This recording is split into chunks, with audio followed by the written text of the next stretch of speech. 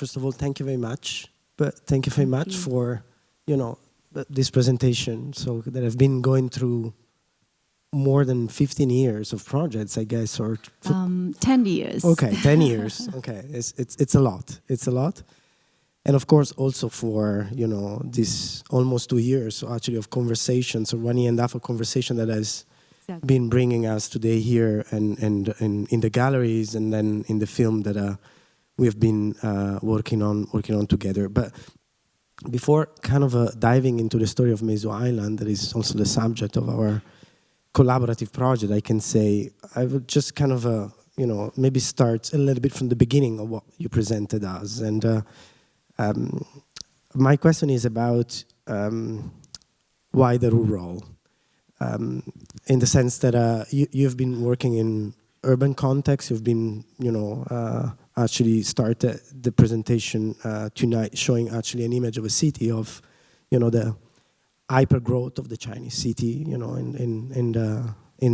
the past kind of years, and then at one point you kind of you moved into kind of designing and thinking and connecting with the rural environment. So I'm just wondering if you can tell us more about this sort of a shift or kind of a step into, and yeah, what are the values that you found into that?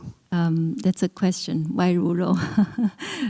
It all started with the Songyang story over 10 years ago. And, when we first started in rural, nothing was planned. It wasn't like, there's already an initiative, a intention, an interest of working in rural.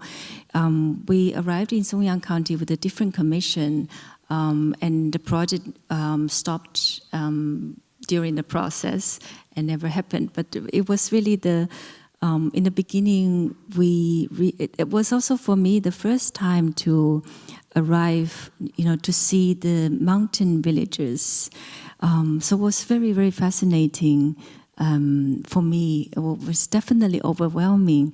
But on the other hand, we were constantly asked by the local villages for professional advices, opinions. So we started to always say, don't demolish this or don't demolish that, and we can make design for you.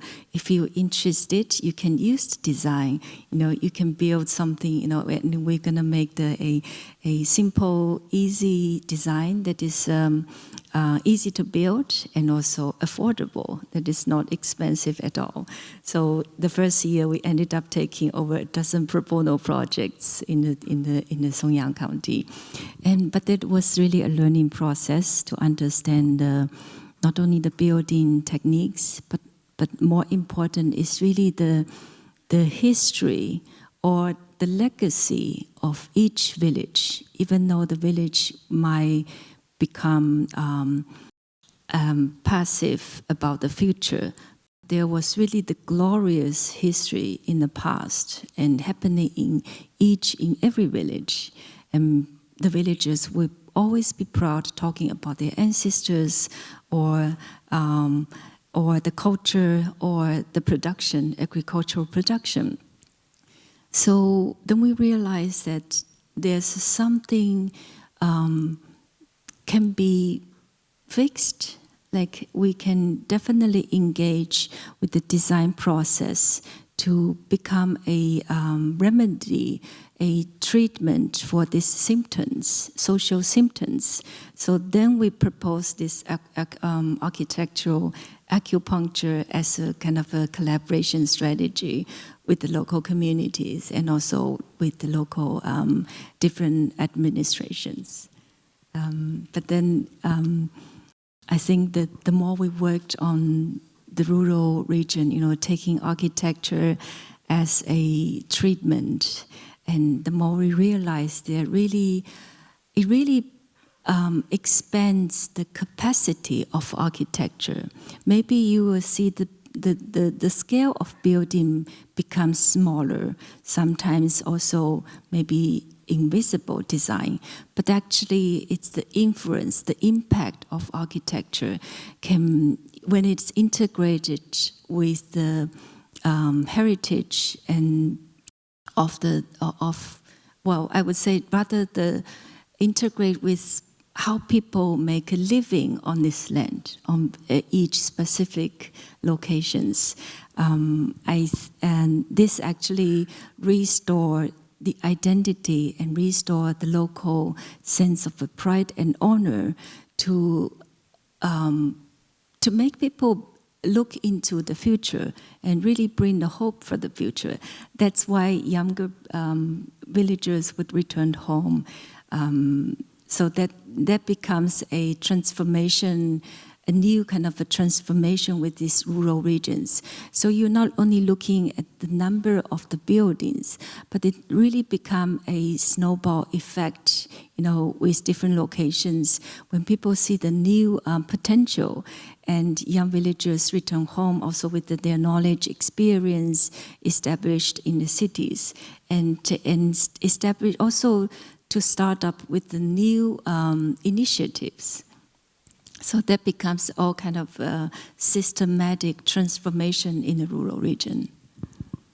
Yeah, one thing that is, working with you and talking with you, we found very fascinating is the fact that you talk a lot about revitalization, no? And then reactivation somehow in different forms also, through the subtle use of architecture of communities and rural identities. Of course, it's kind of interesting to notice how you're basically able to balance very well the fact that, of course, revitalization means, reactivations and also bring new forms of tourism, but without, a sort of a kind of constructing or, an economy that then can become overwhelming for the sites or the different contexts as well. So trying to find a way to basically reactivate, but also giving, without, losing the identity of the site. And this is something that I feel was very challenging in a context like Mezu, where, you described as, the overwhelming amount, the sort of a kind of religious tourism is also impacting the island very heavily, and now you're basically trying to rebalance this. So I think the question is really about how to find, the balance between, reactivation and maintaining the identity of the rural, which is actually a substantial issue in China in this moment, after many years, as you said, of the countryside being forgotten.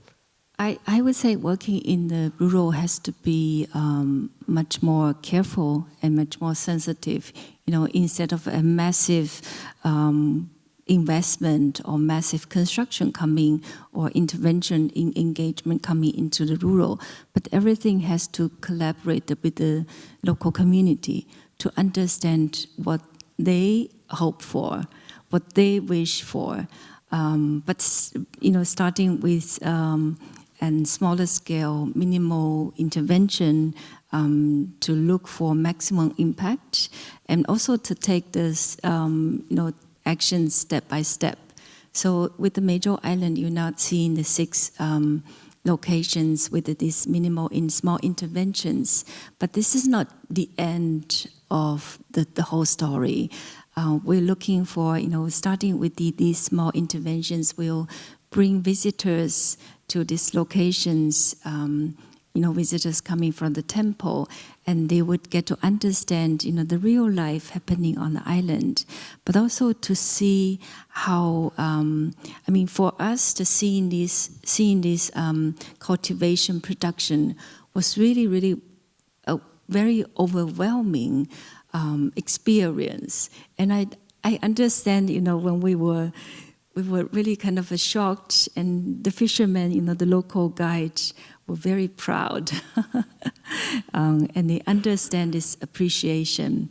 So it's a process, first of all, to restore this pride and this belief, and eventually we hope that, by bringing visitors to these locations, the village community or the villagers, the fishermen, will also join this action by initiating new cultural or tour leisure programs. So that's what I'm saying earlier. It's a snowball effect. It's not, the story doesn't end by these small interventions.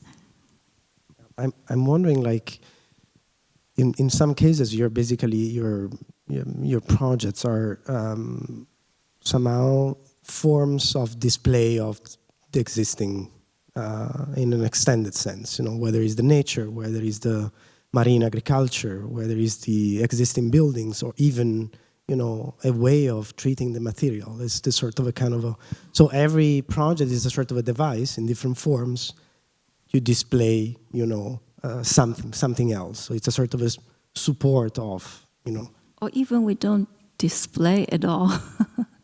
For some of the projects, you don't see there's any trace of the designer, but actually only to reveal what is already there, the beauty, you know, the power that was already existing, done by the local people, local community. To me, all these production are, all of them are very, very beautiful and powerful. And we were lucky to work with, to integrate them. And I really think, you know, these production or the local heritage bring the soul to building. I remember when we were together on the Madeleine site, and which is, you know, one of the sites on Mezu, where probably, I mean, you showed us, you know, there is basically your project is a project of giving access, you know, to this incredible ocean farming environment, which is not visible when the tide is high, and it only kind of appears when the tide, you know, goes down. And your project is about, as you said, you use the word revealing, no? Revealing to the locals or to the visitors, you know, what is happening, this sort of a kind of a, you know, incredible and farming environment. And we were there, and you were telling, there are moments where kind of, I think, the way I approach, you know, a site, and I think, what am I? Am I an architect? Am I a landscape architect? Am I a curator of site? Or, you know, and I think these were reflections that were very interesting. I'm wondering, like, if there's an answer to this question that you pose to yourself. I think, even in this afternoon, when we were talking to Anna, and she asked a question, and I said, you know, if you look at if you see the film or if you see the project, you might not think I'm an architect. For many of the projects, like the Bamboo Theater or the Quarry, you know, many of them are not the conventional architecture. But I think it's really a time that, you know, when now we are facing the many crises, you know, also the ecological crisis, but also this urgency on such as the rural, you know, the disparity of development between urban and rural. I think it's also a time to reconsider our roles, whether we're gonna just make buildings, you know, or constructions, you know, with no tomorrow, like endless constructions and buildings, or actually the architect, if we go back to not making necessarily a physical building, but really think about a space, then I think it's much broader capacity for what we can work with. So maybe we are also the ecologist on the island. Instead of a building, making building, we want to preserve the space or preserve the ecosystem. And we can also be the entrepreneur to help the communities to set up their business, to introduce, you know, the potential, like I think the tofu and the brown sugar. If you're someone from, you know, living in a city, you would see this traditional way of producing food. It's really fascinating. But on the other hand, these are homemade products that equals to the limited edition, right? So there's definitely more value to all these rural production with heritage, with very unique local techniques.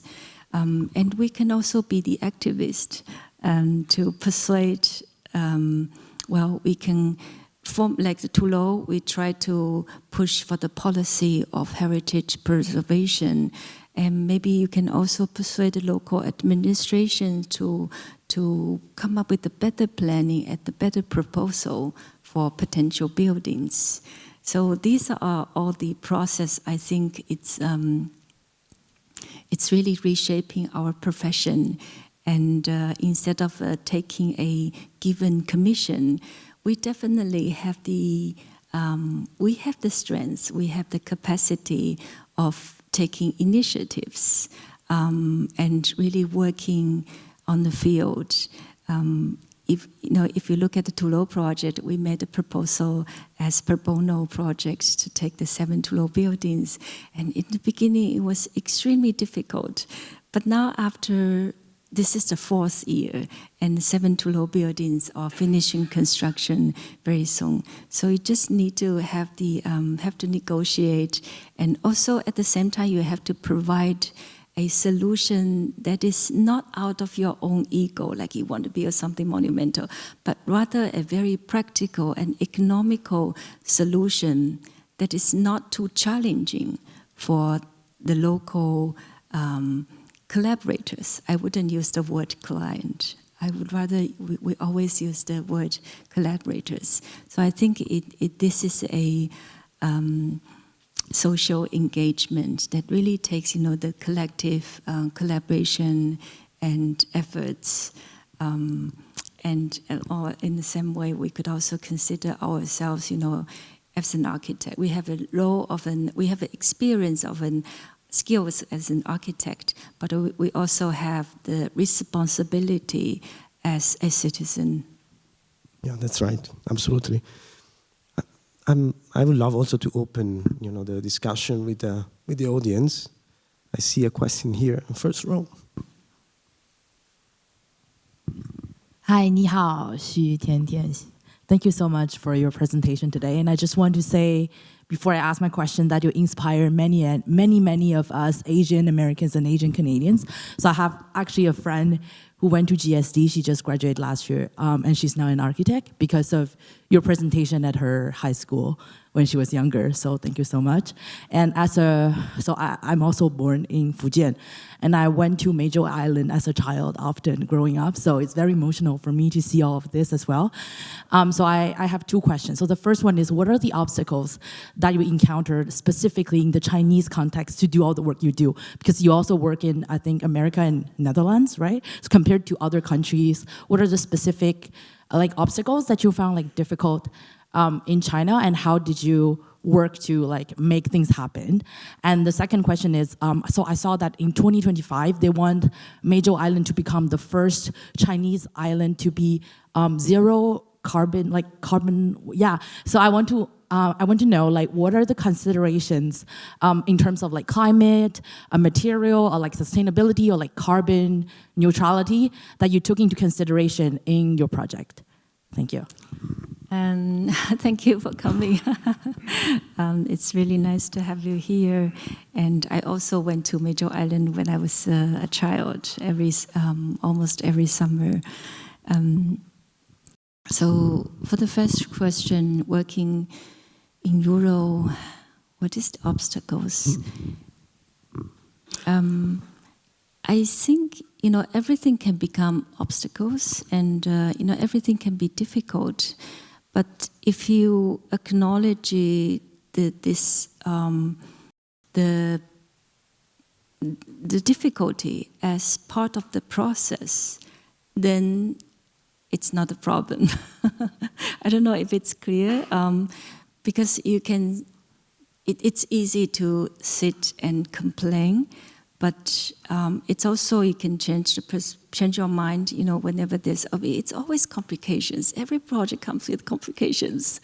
But on the other hand, when you have something in an issue, you always have to find you have to fix the problem right away, and really bring the kind of a much more, I think it's a much more positive attitude, and making a building, even a small structure, nothing's easy. But if it's just the technical issues, it's always easier to fix. But then when it comes to the policy or the regulations, it will be much more difficult. So sometimes you can challenge the policy, but most of the time we work with the regulations, like the building regulations.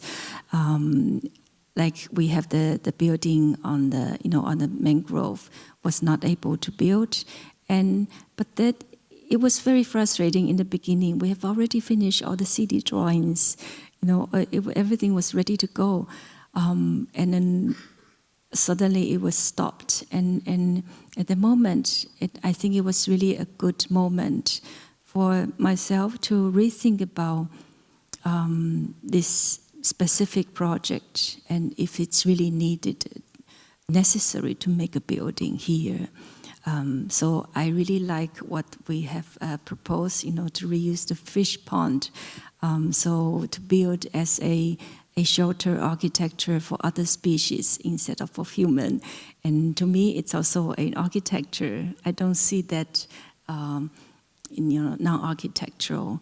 So I think it's just to take the crisis as the new starting point. So that would make you always feel better to continue, because if you believe in something, it's gonna happen, or something good, something better is gonna happen. Then it will eventually lead you there. I don't know if it makes sense, but it's how I work with the projects. And for I like Major this interpretation of the crisis. Thank you. And I also think for Major Island, yes, if you have a visited island and you also know that there's very ecological restrictions on the island. But I think potentially there's really ambition, coming with the island. So for our architectural intervention, definitely working with the local material. The things only belong, I said convenient, but convenient is also a strategy to put it in a more practical way, to make it easier for local builders and also for the client to realize. So I think you have to make the design. It's not an error to continue with iconic architecture, but rather to think about the building in a much more economical way, practical way, or also more environmental aspects. There are other questions? Yes. Thank you for your thought-provoking and beautiful presentation. I have two remarks, and they might not be questions, but I remember a month ago, the CCA housed a symposium of MAC. The title was More Than Human, More Than Nature, Beyond the Living Thing. And I think that your work as an architect is giving very much the answer, one answer at least, to the topic that was tackled on during the symposium. And I was very struck by one expression you used when you said, I'm bringing the soul into the buildings, bringing the soul into architecture. And when I think about iconic architects and iconic architecture, sometimes, I mean, to me, sometimes they can seem a little bit soulless, right? And I think that your work is pretty much blatantly bringing this soul into your buildings and into architecture. So I just wanted you to maybe explain how you're bringing, soul into your buildings. I think it's very poetic, but also very explicit when we look at your work. And the second remark is very short. I just saw the movie before, the film before coming here. And I think that your work is very interestingly taking an outdated word or current of art history, which is land art, into the next level. And so I was curious about how you were approaching your work and how you were possibly influenced by land art and updating this notion dear to art history. Thank you. Okay, the first question, I wouldn't say that the soul is designed by architects. I would rather say it. The soul is already there. There's a spirit. When you look into how people live, how people making all these agricultural production. It was already something very powerful existing. So I think for us, the design process is to serve or to bring out, transform this. You would normally, for the local people, they would consider it's the daily norm. But when we take the building or the design to provide a framework or a space to transform the daily norm into something a celebrated phenomenon, I think that I would call maybe this is the process how we create a dialogue, with all these specific communities and the location. I think, I would say this is the, if you talk about the soul or the spirit, it can't be designed by architect or architectural office. It's belonging to this community, right? So like many of the projects, the role of architect is to facilitate, use our professional skills to work together with the community to represent this spirit. Does it answer your question? And what was the second question? I forgot. Sorry. Land art. Art, yeah. Land art brought to a second level. Right. So you're referring to the major island, right? You consider, but I would say, I think every agricultural production or marine culture, to me, that's land art. Because you think about it, all these agricultural plantation or cultivation, that's really the most fundamental relationship between human and nature. It's how we human beings make a living to feed ourselves out of nature. And on some way, if the industrialized agriculture might become really colonizing the nature, but I see this local, indigenous, or sustainable agriculture are really creating a balance, a new balance with the nature. Right? So to me, this is already land art. It's not what we're doing. It's the land art was already there. You only need to discover and to appreciate that. So our design intervention again is only to introduce, to reveal the original land art. Thank you. Yeah, thank you. I think we'll take one last question. Yeah. Thank you very much for the presentation. I wondered whether these structures like the brown sugar factory and the tofu factory, if there was a manager in a wheelchair, are these designs accessible?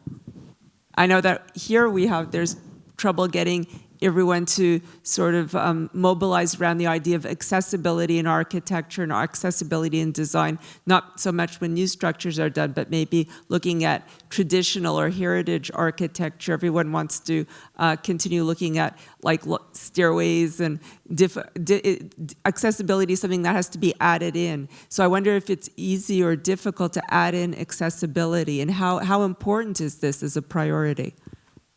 Well, for all these rural villages, you know, in the past decades, in China, every village has a road system coming to the village. So that was already happening, you know, with this local rural infrastructure system. I don't quite understand when you talk about the accessibility. I think it's every facility. Wheelchairs, like and access to the buildings themselves. So for the flatland region, it's also always accessible, but with the mountain